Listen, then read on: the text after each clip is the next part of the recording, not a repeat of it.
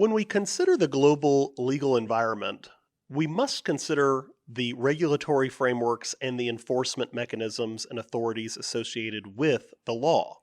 So when we think about the speed limit, are you speeding if there's no police officer there to enforce it? I would argue no, having grown up in Houston. But we know that there are enforcement mechanisms.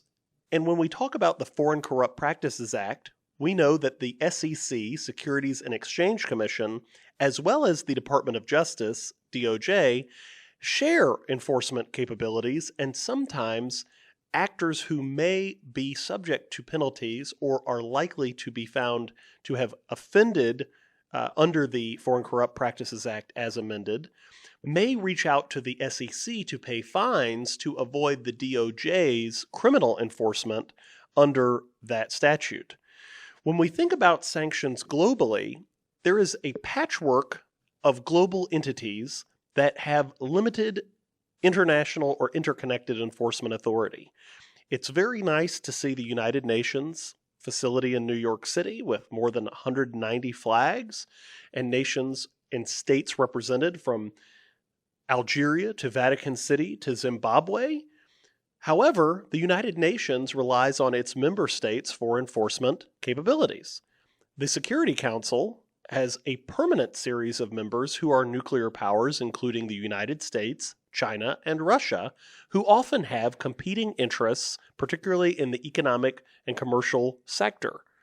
That means when the United States attempts to bring global sanctions under the United Nations rulemaking authority, there may be a veto by a permanent member, whether that's a human rights abuse allegation by the United States for Russia or China, or some other issue where Russia or China's allies, perhaps Iran or some other state, do not wish to partake in that sanction. And so without that unifying body with the veto authority, many enforcement actions are still reliant on the particular nations themselves. Even the European Union and other sorts of entities of structures, the organizations that are collective South American states and Central American states, do not necessarily have a unified military body or policing body beyond, say, Interpol, and even agencies such as Interpol operate within the jurisdictions and under the permissions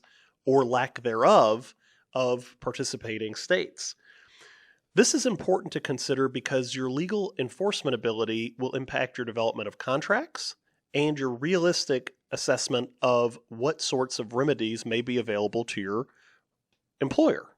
So as you work in the corporate environment, being aware of the United States as the major military power and the major power that can enforce its will internationally, our laws in the United States have a larger impact and an outsized weight influencing the intersection of commerce.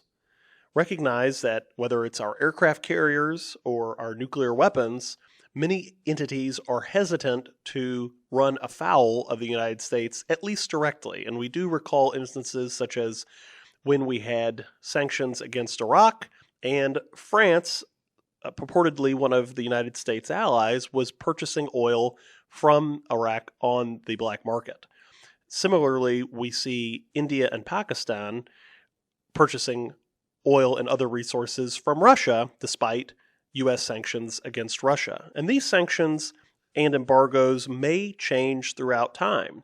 At some point, it may be Cuba, Iran, Syria, Iraq, but we may also see Russia on or off that list.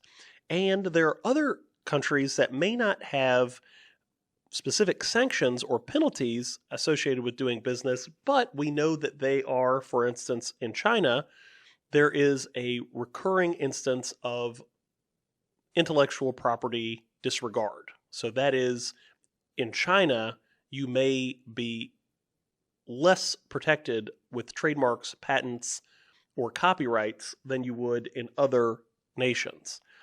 And again, how do you enforce these sanctions, or how do you enforce protections in other countries? This becomes a challenge for businesses. That's one of the reasons the Foreign Corrupt Practices Act was amended, is to permit grease payments. Those are facilitative payments, sort of in the vein of additional payments or gratuities to avoid the bribery charges and still allow U.S. businesses, U.S.-based businesses, or businesses subject to U.S. regulation to compete on more equal footing with other countries that did not have restrictions on bribes or additional payments to foreign government officials for preferential treatment.